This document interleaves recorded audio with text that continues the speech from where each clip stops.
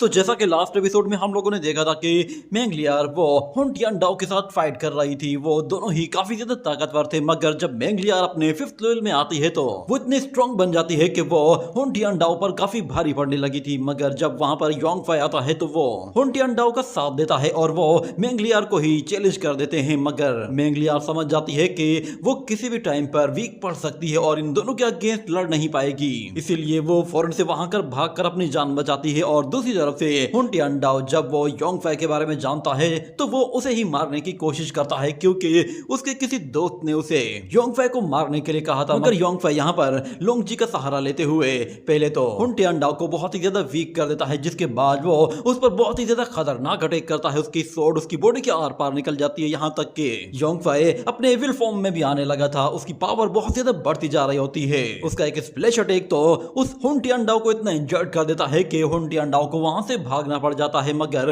वो अपना स्पीयर वहीं पर ही छोड़ देता है। अगले सीन में हमें दिखाया जाता है कि योंगफाई से मिलने के लिए एक ओल्ड मैन आता है, जो कि हम लोगों ने फर्स्ट सीजन में देखा था। वो उसके पास आते ही कहता है कि यंग मैन, तुमसे काफी टाइम के बाद मिल रहा हूँ। जैसे ही वो उस रूम के अंदर एंटर करता है तो उसे देखते ही वो ड्रैगन फौरन से भागकर दूर चला जाता है। योंगफाई कहता है कि सीनियर, आप यहाँ पे क्या कर रहे हैं? तो ओल्ड मैन कहता है, बेफिक्र हो जाओ, मेरा कोई गलत इरादा नहीं है। वो लॉन्ग जी से भी कहता है कि मिस लॉन्ग, कैसी हो तुम? और जरा अपने ग्रैंडफादर के बारे में बताओ कि वो कैसा है। मैंने उस यंग मैन को काफी लंबे टाइम से नहीं देखा। उसकी बातें सुनकर लॉन्ग जी भी सरप्राइज हो जाती है कि ये मेरे ग्रैंडफादर को जानता है। और दूसरी तरफ वो ओल्ड मैन उन लोगों से कहता है कि तुम मेरे बारे में नहीं जानते, मगर मैं ईस्टर्न चू किंगडम के एम्परर का ग्रेट ग्रैंडफादर हूँ और मैं तुम्हारे ग्रैंडफादर से कई मर्तबा मिल चुका हूँ। तो लॉन्ग जी कहती है कि ओल्ड मास्टर, आपसे मिलकर अच्छा लगा। मगर वो ओल्ड मैन कहता है, तुम लोगों ने तो जरूर सुना ही होगा कि पिंग यांग सिटी में कोई एक्स्ट्राऑर्डिनरी ट्रेजर अपीयर होने वाला है। वो योंगफाई से कहता है कि तुम्हें चू किंगडम के नीचे मौजूद वो एंशिएंट टॉम तो याद होगी, हम दोनों ने उसे एक साथ ही एक्सप्लोर किया था। और मुझे एक बात बहुत ही अच्छी तरह से मालूम है, अगर वहां पर कोई ट्रेजर अपीयर हुआ भी तो फिर उसका रिलेशन जरूर उस एंशिएंट टॉम से होगा। ये चेक करने के लिए मैं दोबारा से उसी एंशिएंट टॉम में गया था, मगर मैंने वहां पर देखा कि उस गेट के आगे एक और लेयर बनी हुई है। वो पावर मुझे एक डिवाइन पावर जैसी फील हो रही थी, मगर मुझे ऐसा भी फील हो रहा था कि जैसे यहाँ पर किसी डीमन की रीबर्थ हुई है। मैंने अंदर जाने की कोशिश की, जिसकी वजह से मुझे बहुत ही जोर का झटका लगा। ऐसा फील हो रहा था कि जैसे अंदर मौजूद जो भी शख्स है वो बहुत ही ज्यादा ताकतवर है। ये कहने के बाद योंगफाई उससे कहता है कि सीनियर, लगता है कि आप बस एक बैरियर से हार कर आ गए हैं। तो ओल्ड मैन कहता है कि मेरा पक्का इरादा था वहां अंदर जाने का, पर मैं नहीं जा पाया। लगता है कि शायद मैं अब बूढ़ा हो चुका हूं और मेरा लाइफ स्पेन भी अब खत्म होने वाला है, इसीलिए मैं तुम्हारे पास आया हूं ताकि तुम मेरी हेल्प करो। मुझे पता है जब तुम्हारी वो लेजेंडरी कमान इस दुनिया में आई थी, मुझे उम्मीद है कि तुम्हारी वो लेजेंडरी कमान दोबारा से अपीयर होगी तो तुम मेरी हेल्प करोगे। इससे पहले कि कोई शख्स इसका फायदा उठाए, हमें अपने आप को पूरी तरह से तैयार रखना होगा। ये सुनकर योंगफाई दिल ही दिल में कहता है कि इस ओल्ड मैन की बातों से ऐसा लग रहा है कि जैसे इसे अपना लाइफ स्पेन बढ़ाना है, ये बस चू किंगडम को बचाने का बहाना कर रहा है।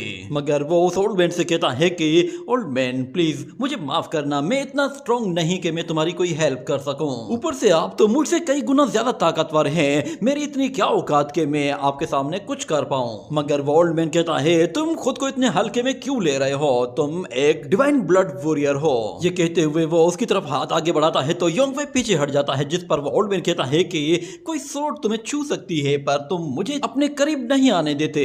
तो योंगफाई कहता है, लगता है कि आप मुझसे कुछ ज्यादा उम्मीदें लगा रहे हैं, मेरे पास ऐसा कुछ भी नहीं कि जो मैं आपको दे सकूं या उससे आपकी हेल्प कर सकूं। ये सुनकर वो ओल्ड मैन समझ जाता है कि योंगफाई उसकी कोई मदद नहीं करना चाहता। इसके बाद वो फौरन से योंगफाई के लिए एक बॉक्स निकालता है और वो बॉक्स जब खुलता है तो उसके अंदर हमें योंगफाई की ही लेजेंडरी कमान दिखाई देती है। ये देखकर योंगफाई भी चौंक जाता है और लोंगजी को शायद उस कमान के बारे में पता था। यहाँ पर वो ओल्ड मैन कहता है कि मैं तुम्हें ये कमान हमेशा के लिए दे दूंगा अगर तुम मेरे इस काम में मेरी हेल्प करते हो। और योंगफाई कहता है, अच्छा तो अब पता चला कि ये लेजेंडरी कमान कहाँ गई थी, इस ओल्ड मैन ने ये चुराई थी। ये कहने के साथ वो जैसे ही हाथ आगे बढ़ाता है तो वो ओल्ड मैन फौरन से उस कमान को खींच लेता है। योंग फै से कहता है कि मैं तुम्हें किसी को लेने के लिए भेजूंगा, अगर तुम्हें ये लेजेंडरी कमान चाहिए तो फिर तुम्हें जरूर आना होगा। उम्मीद करता हूँ कि तुम इस मौके को जाया नहीं करोगे। ये कहते ही वो फौरन से वहाँ से चला जाता है, जिसके बाद युआन लॉन्ग ड्रैगन फौरन से बाहर निकल आता है और वो ठंडी सांस लेते हुए कहता है कि शुक्र है कि ये चला गया। वो उन लोगों से कहता है मुझे पहले ही पता था कि ये ओल्ड मैन किसी अच्छे इरादे से नहीं आ रहा। और यहाँ पर लॉन्ग जी कहती है क्या तुम वाकई में कल जाओगे उसके पास? तो योंग फै दिल ही दिल में कहता है मेरे इस वक्त काफी दुश्मन बन चुके हैं, अगर मैं अपनी लेजेंडरी कमान वापस ले लेता हूँ तो फिर मेरे जितने भी दुश्मन हैं वो सारे के सारे एक साथ मिलकर भी आ जाएं तो भी वो मेरा कुछ नहीं बिगाड़ पाएंगे। वो लॉन्ग जी को बताता है कि मैं उस एंशिएंट टॉम के अंदर मौजूद सीक्रेट के बारे में जानना चाहता हूँ, इसीलिए मेरे पास इनकार करने का कोई ऑप्शन है ही नहीं। ये कहने के साथ ही ये सीन यहीं पे ही कट हो जाता है। अगले सीन में हमें दिखाया जाता है कि एक चर्च में एक डेड बॉडी पड़ी हुई होती है और वहां पर एक बंदा उस डेड बॉडी के पास में खड़ा होकर प्रे कर रहा होता है और वो उस डेड बॉडी से कहता है कि डियर जॉन, तुम मेरे सबसे अच्छे दोस्त थे और तुमने अपनी लाइफ में बहुत ही अच्छे काम भी किए हैं। उम्मीद करता हूँ कि गॉड तुम्हें इसके लिए जरूर फेवर देगा और उम्मीद करता हूँ तुम्हारा आगे का सफर आसान होगा और तुम हेवनली रियलम में अपनी आजादी के साथ जिंदगी गुजारोगे। इतना कहने की ही देर थी कि अचानक से फिर वहां पर उस चर्च के अंदर एक हवा का झोंका आता है और वहां मौजूद जितनी भी मोमबत्तियां होती हैं वो बुझ जाती हैं, जिस पर वो ओल्ड मैन भी काफी ज्यादा हैरान हो जाता है। उसे दिखाई देता है कि ऊपर से एक डिवाइन लाइट नीचे की तरफ आती है और सीधा उस कॉफिन में जाती है, जिस पर वो ओल्ड मैन काफी ज्यादा डर जाता है। देखते ही देखते जैसे ही वो डिवाइन लाइट वहां से जाती है तो उस कॉफिन के अंदर एक अजीब सा फ्यूम निकलने लगता है और वो ओल्ड मैन जो कि उस कॉफिन के अंदर था वो जिंदा होकर बाहर निकलने लगता है। ये देखकर उसके सामने मौजूद दूसरा ओल्ड मैन बिल्कुल हैरान हो जाता है। देखते ही देखते उस डेड बॉडी की आंखें खुलती है तो उसके सामने मौजूद उसका ही अपना दोस्त होता है जो कि उससे डर के मारे पीछे हट जाता है और वो डेड वॉरियर जो कि अभी जिंदा हुआ था वो कहता है कि मेरे पुराने दोस्त तुम बेफिक्र हो जाओ, मैं तुम्हें कुछ भी नहीं कहूंगा। तुम मुझे दोबारा जिंदा देखकर डर गए होगे पर मेरी कुछ ऐसी विशेष हैं जो कि कंप्लीट नहीं हुई हैं और उन विशेष को कंप्लीट करने के लिए ही मुझे गॉड ऑफ वार ने दोबारा से रीइंकारनेट करके इस दुनिया में भेजा है ताकि मैं अपने अधूरे काम पूरे कर सकूं। इसीलिए मेरे इस मैटर के बारे में तुम किसी को भी मत बताना। ये कहने के साथ वो वहां से चला जाता है और फिर हमें अगले सीन में एक और वॉरियर को दिखाया जाता है। वो फिर से अपने किंग के पास आता है और कहता है कि माय लॉर्ड, हमारे दो वॉरियर जिनमें से एक कामिला और एक एमिस है वो दोबारा से रिवाइव हो गए हैं और वहां से कहीं चले गए हैं। ये कहने के बाद वो किंग उन लोगों से कहता है ठीक है, इसके बारे में किसी को भी मत बताना। ये कहने के बाद वो वॉरियर जैसे ही वहां से जाता है तो वो किंग कहता है कि क्या ये कोई होली स्पिरिट है? अगर वाकई में ये कोई होली स्पिरिट्स हैं तो फिर ये हर एक को रिवाइव क्यों नहीं करती? अगले सीन में हमें दोबारा से उसी ओल्ड मैन को दिखाया जाता है जो कि अभी अभी रिवाइव हुआ था और उसके साथ वहां पर दो और वॉरियर्स भी आ पहुंचते हैं जिनमें से एक लड़की होती है। वो दोनों भी दोबारा से रिवाइव हुए थे।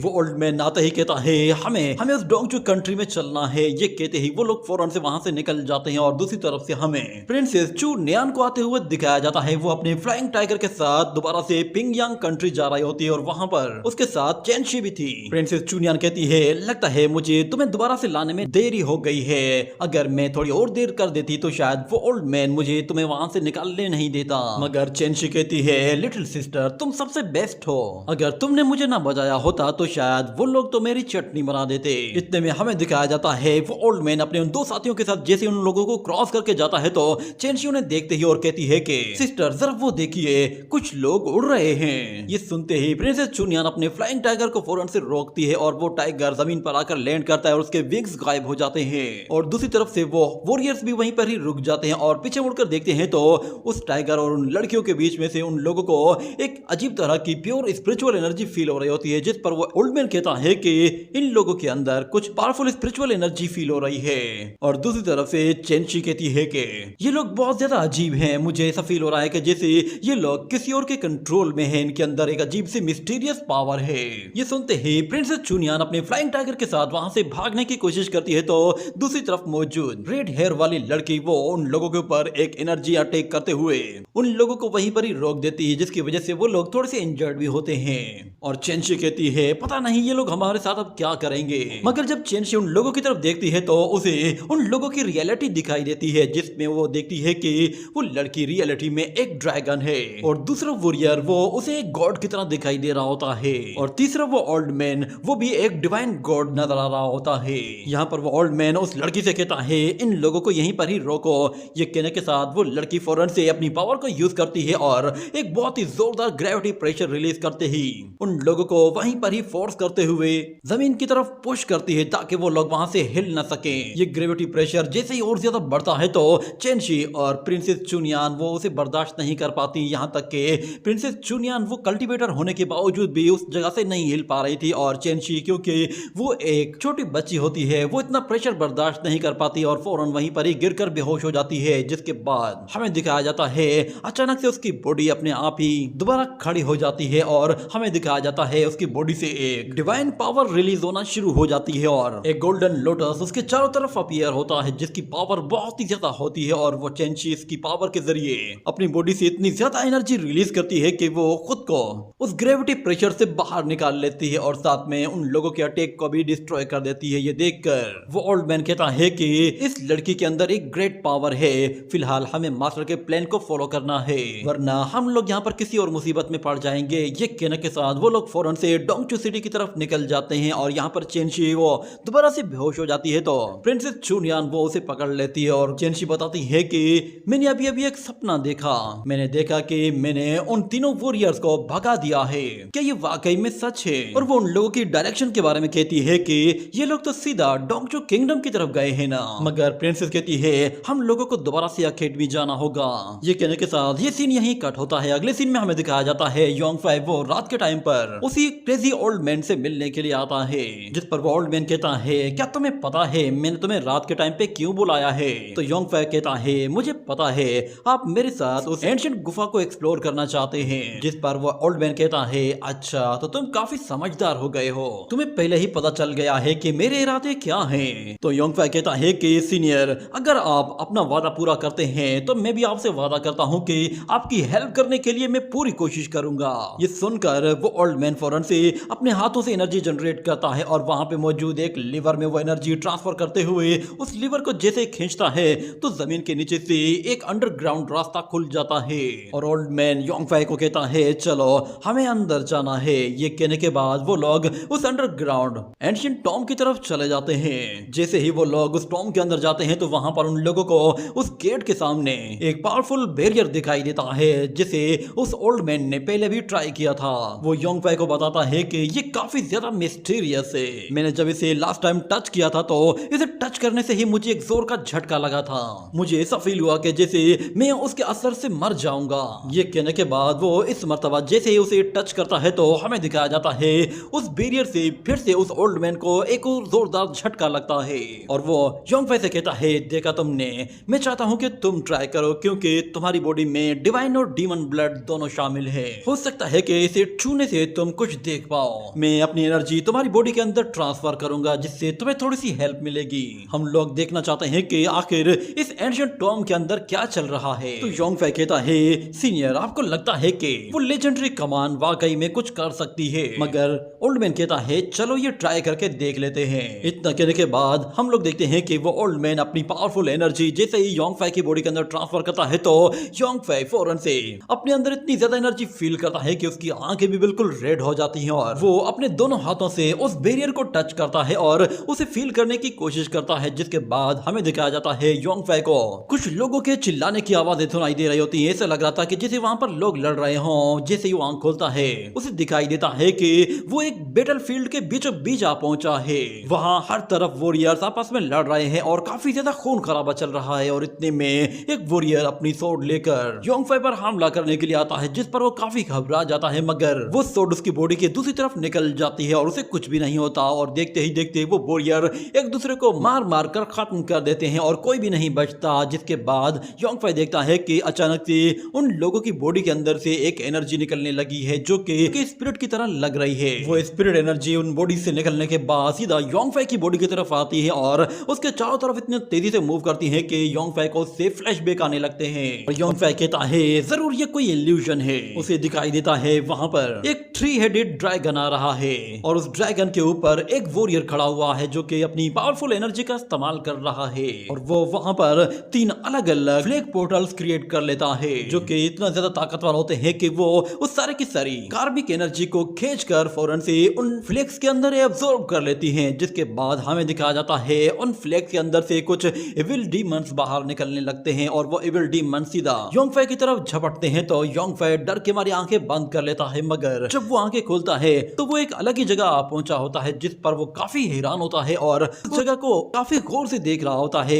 उसे दिखाई देता है कि वहां पर उस एक बड़े से हॉल के अंदर एक ग्रीन जेड हैंड रखा हुआ है, जो कि दिखने में एक डिवाइन हैंड की तरह लग रहा था। और योंगफे उस हैंड को देखने के लिए उसके करीब जाता है और जैसे ही उसे टच करने की कोशिश करता है तो योंगफे फौरन से उस जेड हैंड के अंदर चला जाता है, जिसके अंदर एक और सीक्रेट वर्ल्ड होता है। और उसे नजर आता है कि जिस जगह वो पहुंचा है वहां पे कोई और शख्स मौजूद है। वो कोई डीमन है या फिर कोई डिवाइन गॉड है, उसे पता नहीं था, मगर वो शख्स कह रहा होता है कि डीमंस खुद को मारते हैं और यहाँ पर सील कर देते हैं। योंगफे जैसे ही पीछे पलटता है तो उसे दिखाई देता है कि उसके पीछे एक ऐसा शख्स मौजूद है जिसकी हाफ बॉडी एक डीमन की तरह की है और हाफ बॉडी एक डिवाइन गॉड की तरह की है, यानी कि उसके पास डुअल पावर है। और अचानक से फिर योंगफे की बॉडी पर बहुत ही जोरदार प्रेशर पड़ता है, जिसकी वजह से उसे अजीब से फील होने लगता है और उसके सर में दर्द होने लगता है, जिसकी वजह से वो काफी तकलीफ में आ जाता है। और ओल्ड मैन जब उसे इस तरह देखता है तो वो फौरन से अपनी एनर्जी को फौरन अपने पास रख लेता है और योंगफे को उस प्रोसेस से बाहर निकाल लेता है और कहता है कि मुझे एक डीमन नेचर फील हो रहा है, क्या तुमने उस एंशिएंट टॉम के अंदर किसी और को भी देखा है? तो योंगफे कहता है कि मैंने एंशिएंट बैटलफील्ड के अंदर एक अजीब तरह के आदमी को देखा और उसके अलावा वहां पर एक जेड पाल मौजूद है जो कि बहुत ही ज्यादा मिस्टीरियस लग रही है। ये सुनकर ओल्ड मैन कहता है कहीं ये वही ट्रेजर तो नहीं है जो कि इस दुनिया में दोबारा से अपीयर होने वाला है। ये कहते ही वो खड़ा हो जाता है और कहता है कि जब फुल मून अपीयर होगा तो ये अनोमली अपीयर होगी और फिर बहुत ही बड़ी तबाही हो सकती है और ये ट्रेजर भी शायद उसी दिन ही अपीयर होगा। और अगर मैं गलत नहीं हूँ तो फुल मून नाइट वो सिर्फ 5 दिन के बाद ही अपीयर होगी और वो स्ट्रेंज ट्रेजर दोबारा से रीइंकार्नेट होगा। मुझे पूरा यकीन है कि उस ट्रेजर का उस वॉरियर के साथ कोई ना कोई लेना देना जरूर है। जब फुल मून अपीयर होगा तो इस फ्री सिटी में कुछ भी पहले जैसा नहीं रहेगा और मैं अभी से ही फील कर पा रहा हूँ कि यहाँ पर बहुत सारे पावरफुल कल्टीवेटर्स आ चुके हैं, क्योंकि तुम अकेले ही हमारी उम्मीद हो तो इसलिए हम लोग तुम्हारे ऊपर ही डिपेंड करेंगे। ये कहने के साथ ही वो योंगफे को उसकी वो लेजेंडरी कमान वापस कर देता है और कहता है कि मैं नहीं चाहता कि यहाँ पर कोई इंसिडेंट हो, इसीलिए तुम्हें फुल तैयारी करके रखनी चाहिए। योंगफे अपनी उस लेजेंडरी कमान को देखता है तो वो पहले के मुकाबले में काफी ज्यादा इंप्रूव लग रही होती है। दूसरी तरफ वो ओल्ड मैन योंगफे से कहता है कि मैं चाहता हूँ कि तुम इस एंशिएंट गुफा से बाहर निकल जाओ और मैंने तुम्हारे लिए एक ओल्ड पैलेस तैयार करवाया है, वहां पर जाकर रुको। ये कहने के साथ ही ये सीन यहीं पे ही कट हो जाता है। अगले सीन में हमें दिखाया जाता है कि योंगफे जैसे ही वो घर से बाहर जा रहा होता है तो उसकी लेजेंडरी कमान उसके साथ ही होती है और वो मेंगलियार के बारे में कह रहा होता है कि मैं जानता हूँ कि तुम भी यहीं पे ही मौजूद हो, मगर याद रखना अब मैं पहले जैसा नहीं रहा। अगले सीन में हमें दिखाया जाता है मेंगलियार वो यहाँ पर प्रिंसेस के साथ मौजूद होती है और लोग उसके बारे में कह रहे होते हैं कि ड्रीम फेरी प्लीज हमारे साथ आइए, हम आपको पूरा पैलेस घुमाएंगे। मगर प्रिंसेस चू वो कहती है कि तुम लोग यहाँ से चले जाओ, क्योंकि ड्रीम फेरी मेरे पास आई है तो वो मेरी गेस्ट है और वो मेरे साथ मेरे ही मेंशन में रहेगी। ये सुनकर वो सारे के सारे लोग वहाँ से चले जाते हैं, जिसके बाद योंगफे वहाँ पर आता है और वो कहता है कि प्रिंसेस चू लगता है कि शायद आपको यहाँ पर काफी हार्ड वर्क करना पड़ रहा है। मगर वो प्रिंसेस जब योंगफे के साथ उस लेजेंडरी कमान को देखती है वो काफी सरप्राइज होती है और कहती है लगता है कि योंगफे वो एंसेस्टर से मिल चुका है। मगर योंगफे आते ही मेंगलियार से कहता है ड्रीम फेरी तुम यहाँ पे क्या कर रही हो? तो मेंगलियार कहती है कि तुम यहाँ भी आ गए। तो योंगफे कहता है कि क्यों, सब लोग यहाँ पर आ सकते हैं, मैं नहीं आ सकता क्या? मगर वो प्रिंसेस कहती है कि ये 12 मंथ का लूनर कोल्ड प्लम सीजन है, यहाँ पर कोई भी आ सकता है। मगर योंगफे कहता है कि लगता है कि शायद फेरी मेंगलियार वो मुझसे थोड़ा सा नाराज है, शायद वो मुझसे लड़ना चाहती थी, मैंने बीच में ही उसे वहाँ से भगा दिया। मगर फेरी कहती है कि तुम झूठ बोल रहे हो, ये सच ही पता चल जाएगा। ये कहने के साथ ही योंगफे फौरन से उसी स्पीयर को बाहर निकालता है जो कि उसने हुनटियान डाओ से लिया था, यानी कि हुनटियान डाओ को मारने के बाद वो अपने स्पीयर छोड़कर भागा था तो योंगफे ने उसका स्पीयर अपने पास रख लिया था। इस स्पीयर को देखकर मेंगलियार सरप्राइज हो जाती है और कहती है कि ये स्पीयर तुम्हारे पास क्या कर रहा है? तो योंगफे कहता है कि हाँ अब काम की बात की ना, ये मैंने हुनटियान डाओ से ही तो लिया है। ये सुनकर मेंगलियार कहती है ओह अच्छा, तो अब समझ में आया कि तुमने मुझे वहाँ पर यूज किया था। मगर योंगफे कहता है फिर ये तुम कैसी बातें कर रही हो, तुम ही तो उस लड़ाई को बीच में से छोड़कर भाग गई थी। क्या तुम मुझे देखते ही वहाँ से भागी नहीं थी? सच सच बताओ। मगर फिर कहती है कि अच्छा, तो तुम मुझे मारने के लिए अब डीमंस का साथ लेने लगे हो। तो योंगफे कहता है कि हुनटियान डाओ वो पाथ ऑफ डिस्ट्रक्शन से रिलेट करता है, तो वो हमारा दुश्मन है और हमारा दुश्मन यानी कि हम सबका दुश्मन। और सुनने में आ रहा है कि डिस्ट्रक्शन पाथ का एक गॉड अपीयर होने वाला है और इस वक्त डोंगचू किंगडम में बहुत कुछ होने वाला है। मेरे ख्याल से हमें आपस में लड़ने के बजाय एक दूसरे से हाथ मिला लेना चाहिए, क्योंकि इस वक्त डोंगचू किंगडम को हमारी जरूरत है, क्योंकि गॉड और एविल्स दोनों ही एक जगह एक साथ नहीं रह सकते। ये कहने के बाद वो दिल ही दिल में कहता है कि फेरी तुम्हारे पास इनकार करने का कोई ऑप्शन है ही नहीं। मगर उसे ये भी पता होता है कि फेरी जब भी मेरे करीब आएगी तो वो मौका देखकर मुझे मारने की कोशिश जरूर करेगी। ये कहने के बाद फेरी मेंगलियर के दिमाग में भी एक आइडिया आता है और वो योंगफे से कहती है कि हम लोग अगले 6 महीनों तक कोई भी लड़ाई नहीं लड़ेंगे, हमारे बीच में अब एक लंबा गैप होने वाला है। ये बात सुनकर योंगफे कहता है अच्छा, तो ये चालाक लोमड़ी फिर से कोई चाल चलने वाली है। दूसरी तरफ हमें लोंगजी को दिखाया जाता है, उसके पास फिर से वही पर्पल हेयर वाला लड़का आता है जिसने लोंगजी को पहले एक आइस लोटस दिया था। तो लोंगजी के पास आते ही कहता है कि ब्यूटीफुल लेडी आप यहाँ पे खड़ी है। तो लोंगजी कहती है तो तुम यहाँ भी आ गए। मगर वो वॉरियर कहता है कि मैंने आपको जो आइस लोटस दिया था वो कहाँ है, क्या वो अभी मेल्ट हो गया है, सही सलामत है? तो इतने में हमें एक फ्लैशबैक दिखाया जाता है जिसमें हम युआन ड्रैगन को वो आइस फ्लावर खाते हुए देखते हैं। वो आइस फ्लावर उसे काफी मजेदार लग रहा था, जिसकी वजह से वो उसे पूरा ही खा जाता है। और फ्लैशबैक से बाहर आने के बाद मेंगलियर लोंगजी कहती है कि वो फ्लावर वो तो डिसअपियर हो गया। ये कहकर वो थोड़ा सा उदास हो जाती है, मगर वो वॉरियर उससे कहता है कि तुम्हें उदास होने की कोई जरूरत नहीं, मैंने तुमसे कहा था ना कि मैं जब तुमसे मिलूंगा तो मैं तुम्हें एक ऐसा आइस लोटस दूंगा जो कि कभी भी मेल्ट नहीं होगा। तो लोंगजी कहती है कि मैं इसके लिए तुम्हें अप्रिशिएट करती हूँ, पर मैं तुमसे ये लोटस नहीं ले सकती। वो जैसे ही वहां से जाने लगती है वॉरियर कहता है कि प्लीज ऐसा मत कीजिए। मगर अचानक से वहां पर प्रिंसेस चुनियान आ पहुंचती है और वो उस आइस लोटस को ले लेती है और कहती है कि सिस्टर लॉन्ग, इस लड़के के जहां से भी मत आना, ये एक नंबर का कमीना है। ये हर जगह किसी भी खूबसूरत लड़की को देखता है तो उसे अपना ये फूल देने लगता है, पर यकीन कीजिए ज्यादातर लड़कियों ने इसे रिफ्यूज कर दिया है। मगर वो वॉरियर कहता है मैं बिल्कुल सच्चा हूँ, मेरी नीयत बिल्कुल भी खराब नहीं। पता नहीं क्यों लोग मुझे हमेशा से गलत समझते आए हैं, पर क्योंकि प्रिंसेस चुनियान वो मिस लॉन्ग के साथ मौजूद है और दोनों ही एक दूसरे को जानते हैं, तो फिर मेरा यहाँ पर रुकने का कोई फायदा नहीं। वो लोंगजी से कहता है कि मिस लॉन्ग, उम्मीद है कि हम लोग फ्यूचर में दोबारा जरूर मिलेंगे। और प्रिंसेस चुनियान उसके जाते ही वहां से उसका मजाक उड़ाना शुरू कर देती है और योंगफे भी वहां पर आ पहुंचता है और वो कहता है कि अरे छोटी चुड़ैल तुम कब आई? तो प्रिंसेस कहती है मैं डोंगचू किंगडम की प्रिंसेस हूँ, मैं यहाँ पे जब चाहे आ सकती हूँ और हमारे पिंगयांग सिटी में इतना बड़ा इवेंट होने वाला है, तुम्हें लगा कि शायद मैं यहाँ पर नहीं आऊंगी। मगर जब उसे वो लेजेंडरी कमान दिखाई देती है तो वो कहती है कि ये तुम्हारे पास क्या कर रही है, कहीं तुमने फिर से इसे चुराया तो नहीं है? तो योंगफे उसका हाथ पकड़ता है और कहता है कि बेवकूफ लड़की, ऐसी हरकत मत करो, तुम्हारी इन बेवकूफ हरकतों की वजह से कोई बड़ा इवेंट क्रिएट हो सकता है जिससे बहुत बड़ी मुसीबत आ सकती है। तुम्हें पता है ना कि ये लेजेंडरी कमान मेरे पास नहीं होगी तो इसका क्या नतीजा होगा? ये सुनकर लोंगजी भी उन पे हंसने लगती है। और दूसरी तरफ हमें दिखाया जाता है कि 5 दिन मुकम्मल होने वाले होते हैं और फुल मून अपीयर होने वाला था। योंगफे वो अपनी लेजेंडरी कमान तैयार करके रेडी हो चुका होता है और उस फुल मून के साथ ही हमें वहां पर एक गोल्डन एनर्जी आते हुए दिखाई देती है और एक आदमी की आवाज सुनाई देती है। वो कहता है कि डेविल किंग, तुमने अपना वादा पूरा नहीं किया। वो एनर्जी सीधा चू किंगडम की तरफ जा रही होती है और उसी के साथ ही ये एपिसोड यहीं पे ही एंड हो जाता है।